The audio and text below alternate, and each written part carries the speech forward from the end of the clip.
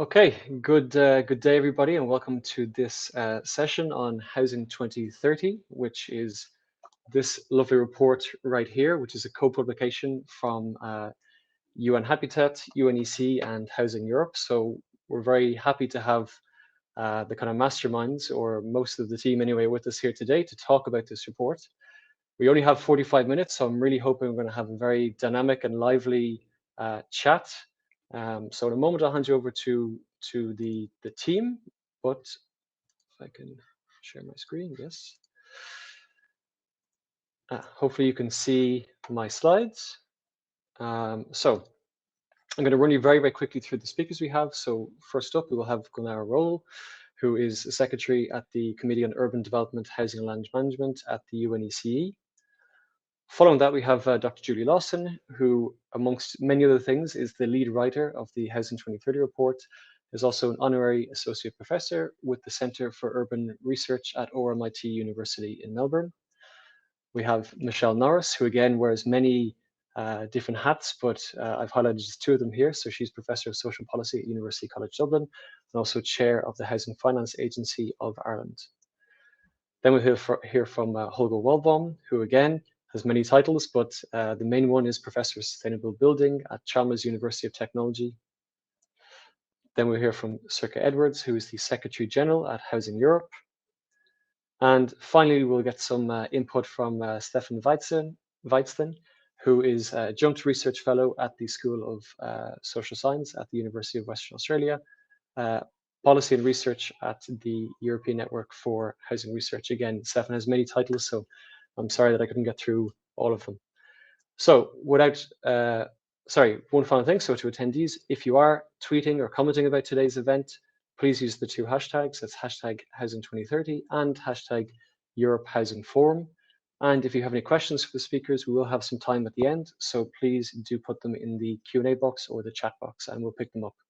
So without further ado, I will hand you over to Gulnara, who will take you through the early stages of this presentation. Gulnara? Thank you, Dara, and hello to everyone from United Nations Economic Commission for Europe. So why did we need this report, the Housing 2030? We see multiple examples of housing being unaffordable. We see multiple examples of housing bringing very high level of emissions. And of course, this is the outcome of deficiencies in governance in the management of the housing markets across the globe.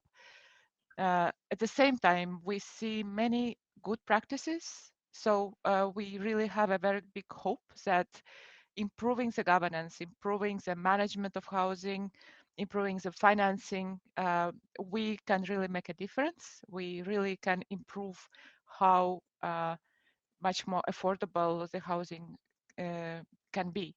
And this was the reason why the three organizations, Housing Europe, UNECE, and Habitat, joined forces to develop this study named Housing 2030, Effective Policies for Affordable Housing in the UNECE region. And we focused on four key topics, which we consider really strategic topics on which so these topics are, as you see on the screen, it is governance and regulation, finance and funding, access and availability of land for affordable housing, and climate neutral housing construction and renovation. So this publication, which was launched at the UNECE Housing Ministerial Meeting on the 6th of October this year, which brought 45 countries of the UNECE region, brings together 70 case studies of good practices and multiple instruments which can help the governments and stakeholders to improve their housing policies and practices. Next slide, please. So the Housing 2030 report, of course, bring together outcomes of over 100 researchers, academicians, practitioners in the housing policies. But what about the actions? What about the activities by the government, by both national governments and the local governments? to help outcomes of the report to become practice, the UNEC developed a regional action plan named Place and Life in UNEC Regional Action Plan 2030, which is based, as you see on the screen, on main United Nations political document, not the lists 2030 Agenda on Sustainable Development, the Paris Agreement, Geneva UN Charter on Sustainable Housing. So based on all these important documents and importantly, on outcomes and recommendations of the Housing 2030 study, this regional action plan was developed, and it was endorsed by the ministerial meeting on the 6th of October. Next slide. So what is the value of the Housing 2030? It seems that the main value of this study is in its kind of integrated and multi-stakeholder approach, because if you already look into the composition of the three partners, United Nations Economic Commission for Europe, Committee on Urban Development actually brings, first of all, the national governments, senior government officials from 56 member states, also working increasingly with the local governments. UN Habitat is an organization responsible for urban development globally, so it's actually also working very closely with the national local governments. And we are very happy to work with Housing Europe, which is really bringing housing providers, so which really go into a very local level. Also, we're working we're working as a part of this initiative with many academia organizations. So I think thanks to that, and thanks also to the thematic and sub-regional workshops, we engaged, as you see, over 1,000 participants, actually through UN Web TV, for instance, on the 6th of October. We have over 700 people watching the presentation. So we really hope that through this wide engagement, we will be able to make a big difference in the countries and make sure that all the best practices which are presented in this report are actually used also on ground in different countries. Next, please. Well, and then this is simply you see the picture of the diversity of different instruments that the Housing 2030 report is looking at. As already mentioned, there are 4 key strategic areas on governance, financing, land, environment, climate change. So then I would like to give further the floor to our authors who were leading actually groups of experts who are working on these 4 topics of the study. Thank you, Gulnara. And it was an amazing study to be part of. I'm really honoured to have been involved with my many colleagues, especially Michelle Norris and Holger Waldbaum, who are here today. So without further ado, yes, so governance is one of the key pillars of what we are looking at. We put that up front in the actual study. You can see we begin in this sort of color-coded way, trying to be consistent to help guide the reader. But the main tools that we look at in governance are all about market shaping, about setting not only the strategic frameworks, but also the capable leadership and necessary commitment that's required. We talk about market shaping institutions, which we refer to also not just legislation and regulation, but also capable agencies which are able to deliver or able to influence and shape the housing market in some way. We think that multi-level governance and partnership is essential in often what are fragmented governance systems. So working out agreements often over long periods together in order to transfer resources and make agreements over time so that you can build capacities and strengths to do things over the long term. But of course, this mustn't be done blindly or without evidence. So the report also goes into the kind of evidence that is very essential. It talks about different ways of assessing what is affordability, standards for housing, highlighting overcrowding and quality, also in terms of security of tenure. It talks about different indicators and ways to measure those, and how important it is to have evidence-based policy making rather than simply ideas that become dogmatic. So we also consider that and show how supervision and monitoring is very important, coupled with necessary enforcement, and that monitoring be reported to stakeholders who can reform policy and make a change. We give examples of how that can happen. Also, we talk about forms of supervision where the population is particularly vulnerable, or where though agencies are particularly powerful, for example, banks. And we talk about responsible lending and ways in which that can be better managed, and having dedicated actors such as not-for-profit, well-regulated, mission-focused housing providers who are dedicated to affordable, green and secure housing that is good quality and work to prevent evictions at all costs. Moving on to the next slide. This just highlights the sort of format that there is with each tool. So we go into defining what the tool is. In this case, it's multi-level governance. We give illustrations of how those tools work in practice, because our idea is that there is no blueprint for the way the tool is to be used in different contexts and different cultures, in different settings, rural, urban, etc. So we give examples and then we also talk about the advantages of the tool and the disadvantages there, the kind of arguments that you might need to think about when adapting or formulating or convincing your colleagues or the political masters why you think this tool or this approach is particularly worthwhile. Just continuing on. Excuse me. We go through so many tools, as you know, but at the end of each chapter, we do make some statements about what is, the underlying directions of good governance. Of course, placing people at the centre. Too often, you've got banks at the centre or providers at the centre, but no, we're trying to argue for putting people at the centre for developing, formulating and implementing policies, to ensure also high-level government commitment, not just enthusiasm at the local or the smallest level. We need that kind of a high level to get long-term reform and change to housing systems.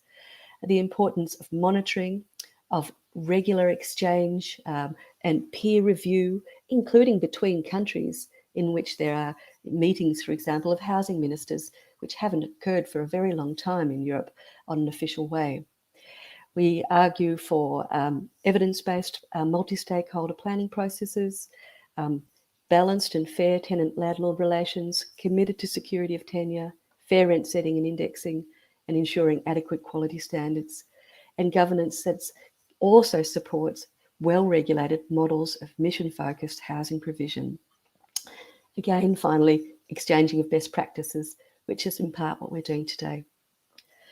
So I'll now hand over to my colleague, Michelle Norris, Professor Michelle Norris. Good afternoon, everybody. I was involved with Julie in drafting the section of the report on finance and funding for affordable housing. And I'm just going to talk you through some of the ideas we put forward in that section of the report. So like the governance section described by Julie, the report gives lots of practical examples of mechanisms which governments and non-profit organisations can use to fund the provision of affordable housing. So we look at long-term financial instruments for affordable housing, things like interest rate subsidies, guarantees and insurance that can cut the costs of affordable housing provision, public investment, including investment in the capital costs of providing affordable housing, and investment in operating subsidies. We also look at other types of subsidies that can be used to make market rate housing more affordable for low-income households. So they include things like regulations, rent subsidies, etc. But the report, in terms of its analysis of finance and funding, is wider in its scope. So we don't just look at what governments can do or non-profit organisations can do to plug the gaps or address the problems of housing unaffordability. We also look at how governments can try to actively manage circuits of finance from housing, particularly commercial finance for housing, to try and reduce the negative impact which excess flows of investment or flows of investment to the wrong parts of the housing system can have for housing affordability. So next slide, please. So just to illustrate that part of the study, we discuss the role which governments and also central banks and other bank regulators can play in shaping streams of finance, commercial finance for housing, to ensure it doesn't undermine housing affordability. So we look at regulations of bank lending, for instance, to build in norms regarding loan-to-value ratios or income to loan ratios, to try temper the role which excess lending plays in increasing asset prices and increasing house purchase prices.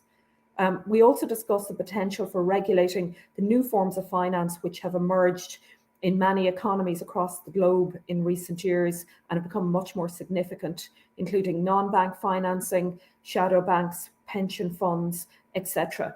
And we look at the latest thinking, in particular coming from work on environmental sustainability and green and ethical investment strategies and taxonomies, and how they could potentially be used by governments to guide their strategy in terms of trying to channel finance into financing affordable housing, but also trying to reduce the role of which excess flows of finance into housing can play in undermining affordability.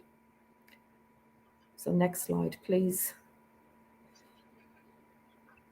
So I'd really encourage everybody to look at the report and also the website, the interactive website we have, which includes an interactive map with examples of good practice in financing affordable housing and also in managing commercial flows of finance. So we have lots of examples on the website of different practices, but they're focused around the following themes or strategies for good practice. So we emphasize the importance of regulating national finance systems to promote housing affordability. Also the importance of supporting and prioritizing investment in different housing delivery models that can enable the development of affordable and also climate neutral housing. Establishes effective financial frameworks, public purpose financial intermediaries, and also revolving funds and other mechanisms that can reuse public investment and channel public investment and public spending in the right way to address housing affordability problems.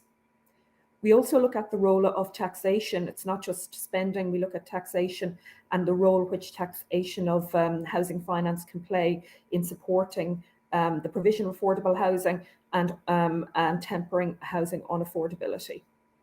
And finally, we look at the need to protect residents from excess financial risks and burdens by things like regulation bank finance, appropriate design and enforcement of credit norms, consumer protection, financial literacy, and also regulation of a broad scope of financial products.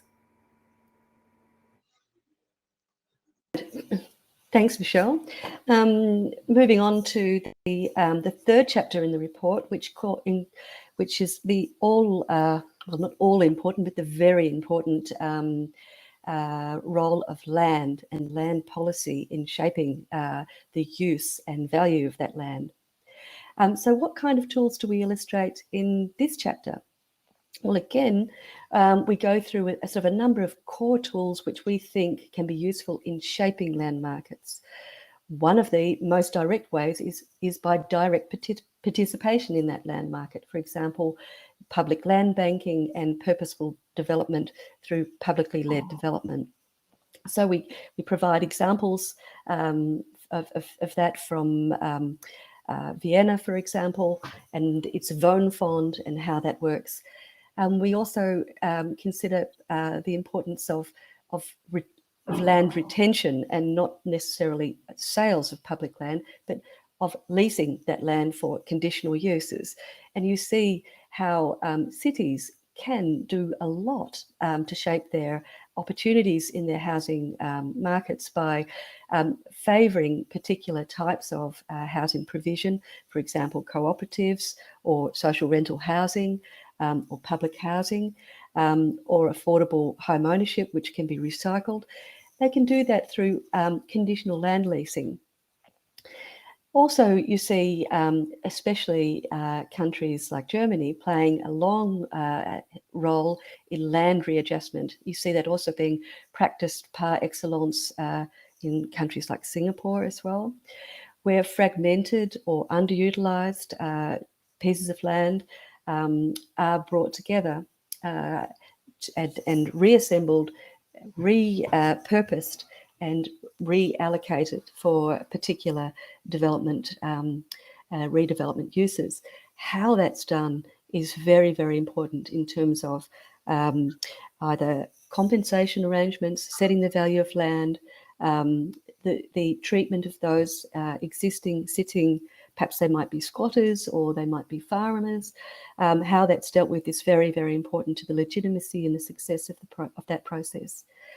Of course, traditional forms of planning are important, and you see them really growing in terms of inclusionary zoning, zones that actually specify particular types of housing segments that need to be accommodated.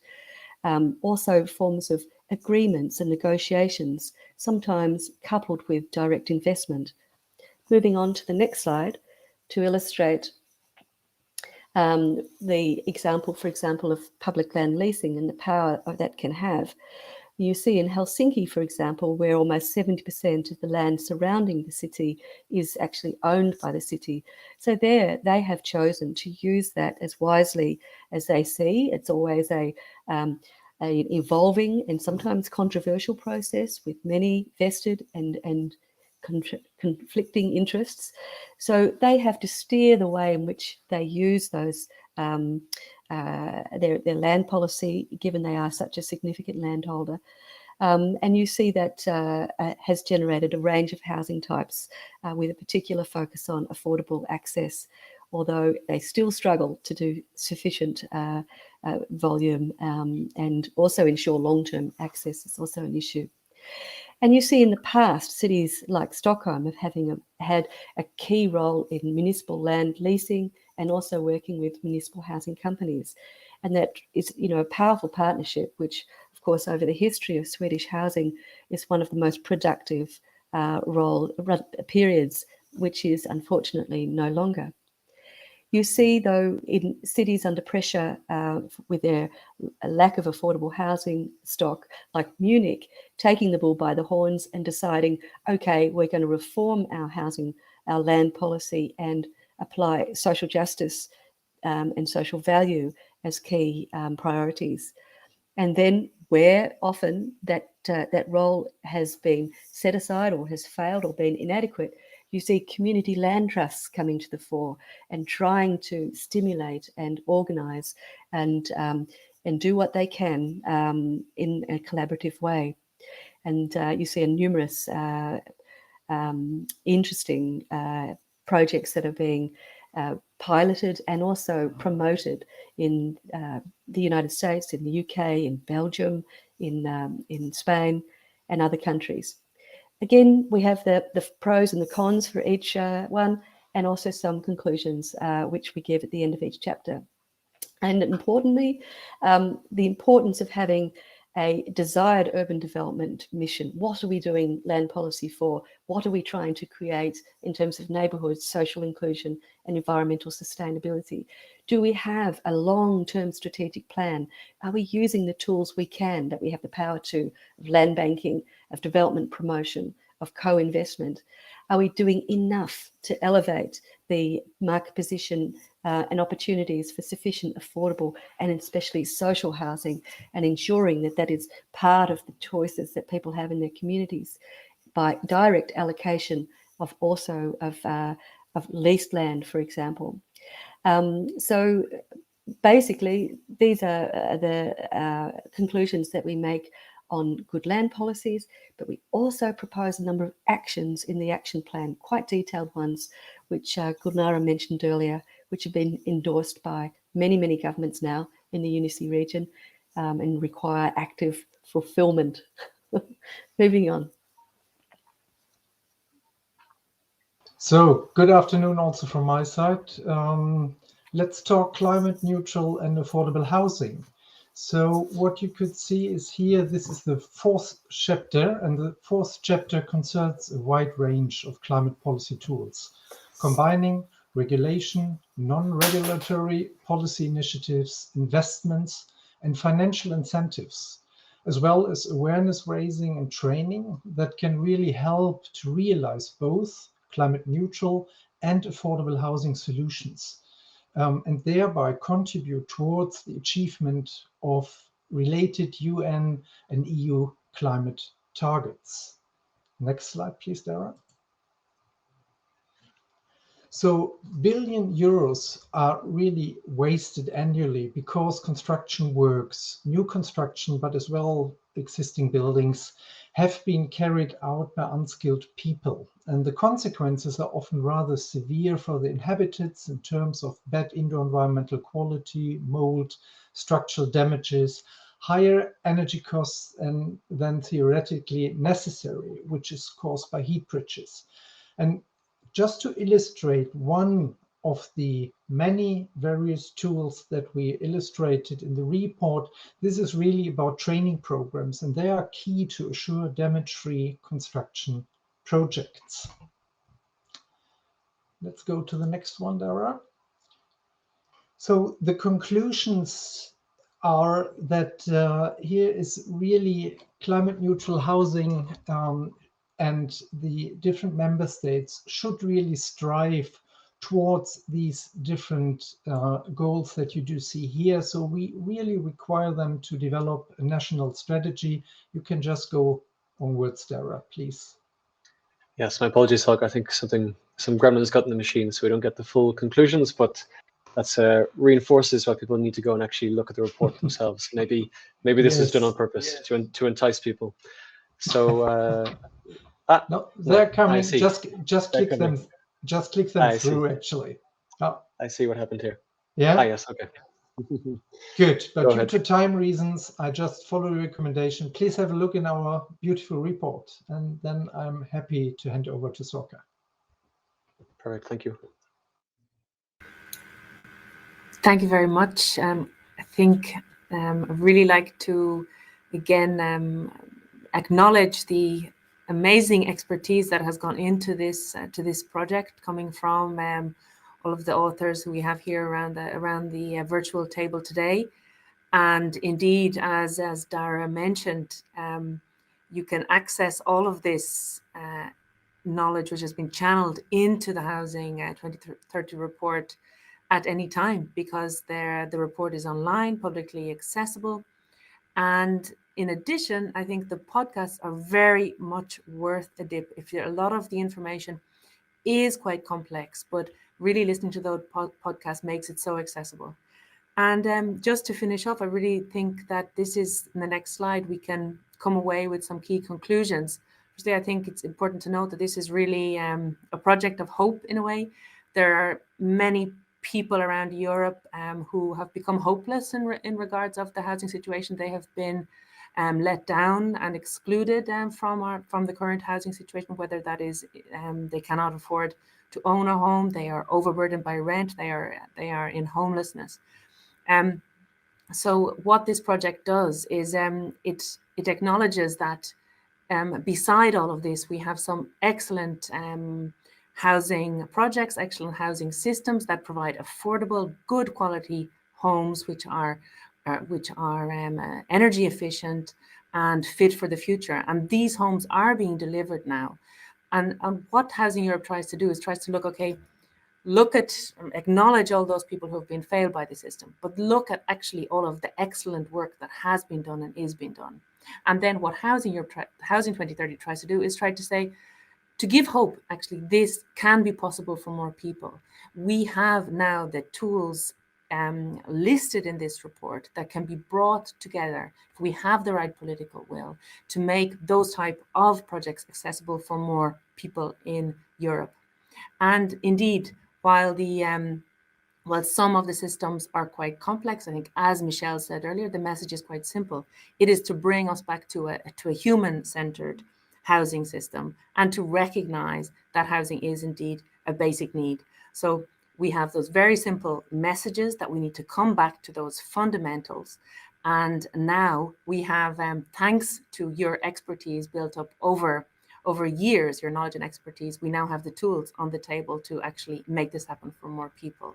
So acknowledgement also, of course, to the fact that UN Habitat and UNACE are really broadening the scope of how many people this can actually reach throughout the entire region. And of course, acknowledging that we had also the financial support from the Housing Agency in Ireland and the Housing Finance Agency in Finland. And I give the screen back to you, Dara, for some concluding remarks from Stefan and the Q&A. Yes, so thank you firstly to all of the speakers. You managed to keep to time, which is really appreciated by me as the moderator. Stefan, I will hand over to you now for some remarks on the report, and hopefully we can kick off a nice debate. So indeed, if you have any questions, please put them in the chat box and we can come to them in a minute. Stefan. Thank you, Dara. You gave me 4 minutes, so I want to stick to them so we have a good roundtable afterwards. So, by the way, thanks for having me here today. It's great to comment on a great piece of policy work. I have really to congratulate Julie, Michelle, Holger, and the whole team. And I agree with Brian Evans from Glasgow that this is probably a once-in-a-decade achievement in terms of housing, policy-relevant housing research. So well done. I also like the methodology to talk to many people. And that's also actually a great resource also now when it goes into the follow-up work to build on those relationships. I think the content, you explained it to the audience, and they can all read it. So I'm very pleased, Julie, that you were able to really focus on land policy. I know that you have done previous work on land, and that's so important, because the urban land question is right at the heart of the current housing and inequality problems. So this should be great for us to now work on leverage on. I think the finance question, of course, extremely important. Just remember, this week we had a report from the European Central Bank and from McKinsey, and especially McKinsey talks about the unsustainable nature of wealth creation. So we have to think about finance also on a bigger level, not just small scale, but really how do we rework the finance system after the crisis now. The green and planet agenda from Holger, of course, very important, and hopefully also the new Bauhaus initiative here will help to develop more competencies and more action in this area. And of course, the governance question, always extremely relevant. If you think about the division of labor, who should do what, especially also the role for the EU. And here we have to do a lot of work in terms of reframing what markets should do and what public sector and elected representatives should organize. So well done for that. It's a great awareness raising initiative. It has also, as Julie, you said, it has presented full toolboxes. That's good to have the toolboxes. Now we have to think about what to do with them and how to access tools. And that's a bigger question. I think also, as I said, having those stakeholders involved is fantastic. A couple of, I guess, sympathetic, critical points, maybe 3 areas. I do think where we now have to take stock, stand back and rethink is politics, because the question which tools will be used and the success of those tools will partly relate to the big political questions. So I just raised or point to three elephants in the room: electoral politics. So if you want to change housing systems, how do we get people on board who are very much divided between homeowners and between renters, between those who have gained from the market decades and those who are losing out? Not easy at all, but we need to really think about how to do this. Electoral politics. Second is intrastate politics, especially local government versus central government, but also the role of the EU. Big can of worms. We see it not just in Hungary, how difficult it is. The third one is the overall chance of the public domain to do anything when financial markets so much determine what can be done on what premises. So we have a very uneven power relationship around the public sector, the common good institutions, and the financial markets, and we gotta really work on this. So these are big elephants in the room, but we gotta think about it now, how to move into those areas, right? Second point is about visioning. We need to really come up with also a good vision. How do we think about housing now in the next couple of decades?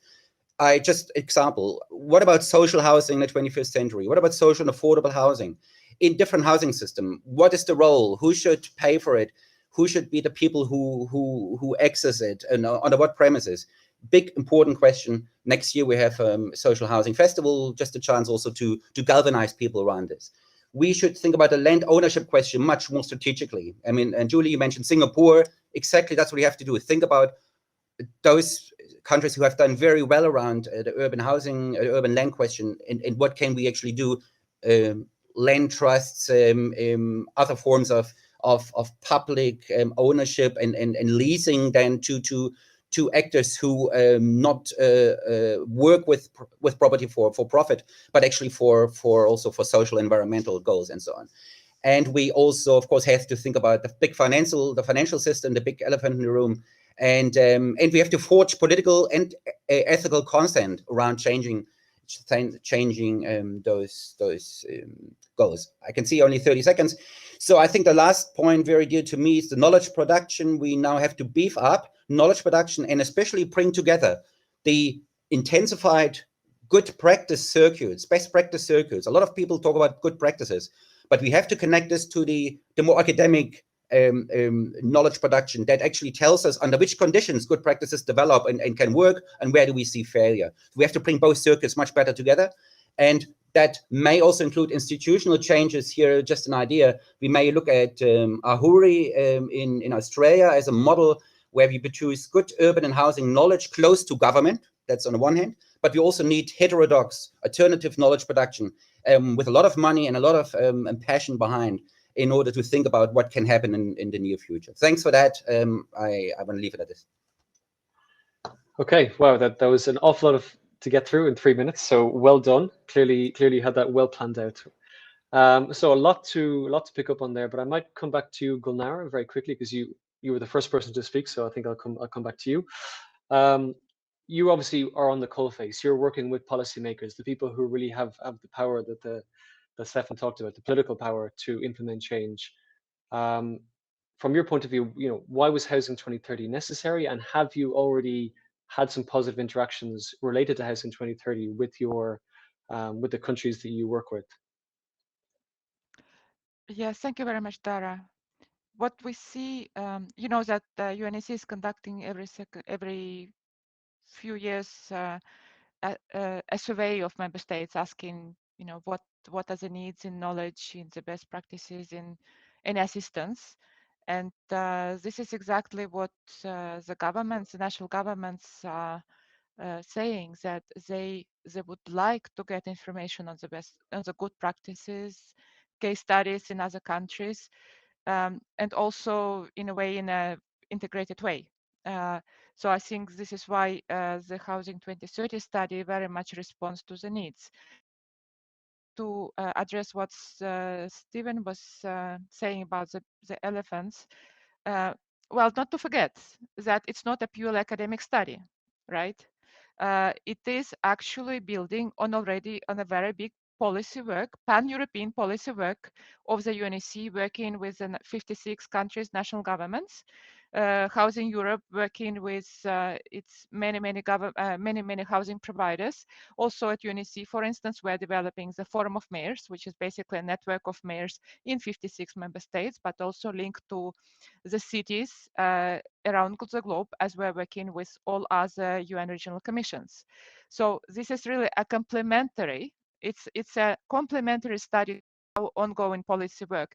It's in a way covering the gap in the knowledge production and transfer to the national, local government housing providers, and also linking them together.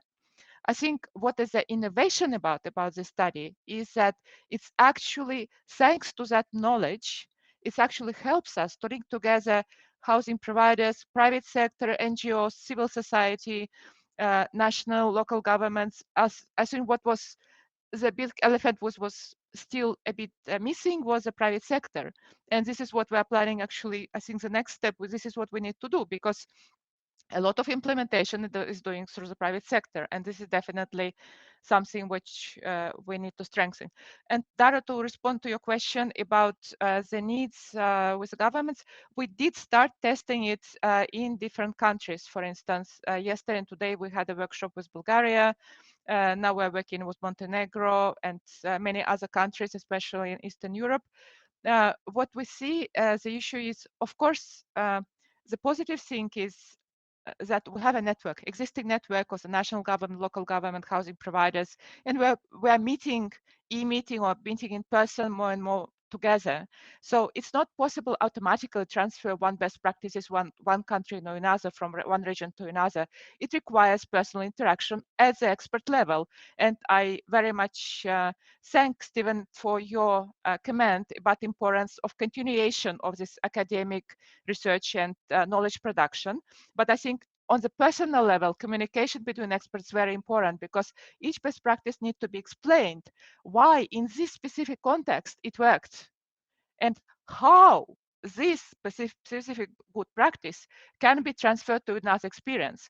What we saw today in Bulgaria, that not necessarily the Nordic countries' experiences can be transferred to Eastern Europe. So we need to continue working at the sub-regional level as well, to make sure that these good practices and case studies are brought from very different contexts. So we need to be aware of that, but also I think the issue of capacity building, as Stephen, really I commend you for this very rich presentation in 3 minutes with very useful recommendations. Indeed, we need to continue bringing more best practices, need to continue more knowledge, and be aware, as you also mentioned, how we will be able to apply that. This is a big thing for the next implementation stage, which was starting already in January. It will continue, and I think also with the academic community together, linking now with the governments. And I think Housing 2030 innovation is exactly in a very organic way linking the policy work with the research. You know, it takes experts, and I really like to thank here Julie, Michelle, Holger, but all the 100 experts who participated, because they had an open mind. They did not want to do research for research, but they really helped to develop research body which is policy relevant. It's not easy. And so I would like to really use this opportunity to thank all the colleagues for being very open and very flexible from this point of view. Back to you, Dara. Okay. I believe we have to end precisely on time, because the platform will shut off in about 2 minutes.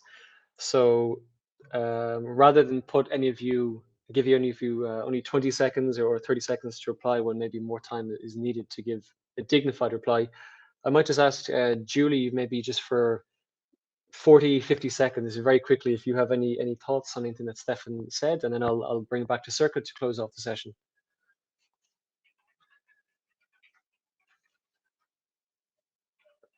You are on mute, Julie.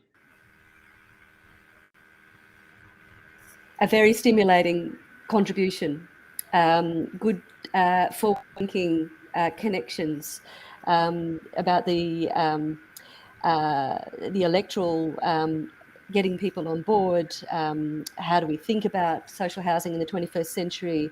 The importance of land ownership, of knowledge production, and the different ways that can be done. I think there was a very good link to Gulnara and Gulnara's response in how she showed the enormous network that they have and how they try to make the expertise and exchange as relevant as possible, as bottom up as possible, people to people, working not just on focal points and in different regions, but also now with mayors. So that to me sounds very promising in terms of what they're going to do and what they have been doing. And I think this document helps provide energy, expertise, inspiration, arguments also that you can use in your policy challenging journeys to always think about improvement, reform, and a better world. So thank you very much. Oops, you're muted. Darren. Thank you very much, Julie. I actually see that we do have a few extra minutes. We've been given extra time on this one. So maybe Great. I'll similarly ask Michelle and Holger to give me any thoughts they have on what Stefan said, but please try to keep it to a minute if possible. So maybe Michelle, we'll begin with you. I was very struck by Stefan's point around trying to connect the different levels of policy in order to address housing on affordability and the need for climate neutral housing. And one of the things that struck me when I was speaking to different experts and different municipalities, different policymakers about the project is a lot of the problems are at city level and town level, and the protest and the activisms at that level, and mayors and heads of municipal government are struggling to try to come up with a solution. But the solution really has to be at national level and also at international level, at EU level and within the EU, because we are dealing with huge flows of finance around the world that are undermining affordability. And municipal governments are dealing with the impact of that, the sharp end, so to speak, but they often don't have the powers actually to have a significant impact. Thank you very, very much, Michelle. And Holger, I give you the same opportunity, maybe a few thoughts. Yeah, I thought it was very interesting what has been mentioned earlier by Julie, that there is a requirement, obviously, to look into the richness of these tools, to have them applied. And then this is bridging to Gulnara's point of the comparison of difficulties from applying the Scandinavian approach to Eastern Europe. What I could consider is already, now we have finished the 2030 housing report in Europe, the 2030 plus report, where I would like to see good and best practices where these kind of policies have been taken, tailored and implemented to other regions as applied good practices, which would be very encouraging also for follow-up, because everybody is asking for good practices, and the second thought is very often, it does not really fit to our socio-economic environment. And this I would like to overcome as well with good practices, just as a thought. No, thank you very much, Holger. I think if Housing 2030 is to be a success, then the policies that are in these pages have to come out of these pages and find their way across national borders into different contexts, and then indeed prove that while we need to adapt them, they can be solutions to many different types of actors and different kinds of backgrounds. So I think hopefully we can stay together as a group and we can continue working on the Housing 2030 Plus report, as you suggest. So we have just a few moments left. I'm going to bring it back to Circa, who will close off the session for us. Circa? Just again to say thank you for everybody. I think this is showing again that people are not powerless, policymakers are not powerless. We don't have to be hopeless, because we can change things. We see that affordable, decent housing is possible, and it is a choice not to have those systems in place, and now we have a roadmap to put them in place. So I think this is it gives a lot of hope and a lot of empowerment, thanks to the knowledge that has been put on the table by the experts here, and of course, as Gulnara mentioned, the experts who've contributed throughout the process. So the work in a way, has just started. And so let's go for Housing 2030 plus to reach those goals. Thanks a lot. Perfect. So with that, I'll bring it to a close. Just one final thank you to Julie, Holger, Gunara, Circa, Stefan, and Michelle, and indeed pulling the strings in the background is Anna Carolina, and all the team at Habitat for Humanity for organizing this great event. So I hope it was enjoyable to you. And one final plug for the publication, you can get it on housing2030.org, along with the podcast, the videos, and all the other fantastic content. So please go and have a look. Thank you very, very much for attending the session. Thank you. Bye-bye. Thank you. Thanks a lot. Bye. Bye-bye. Bye. Bye-bye. I'll email you both. Sorry for I don't know why it just cut off for me. Did you notice that in the middle of the session? I disappeared. I don't know why. It just threw me out, but I made it back in. It was in the middle of the governance bit. But you got all your points across, actually, Michelle. Don't worry. So it was. Thank you. No, it was one of those things. So anyway.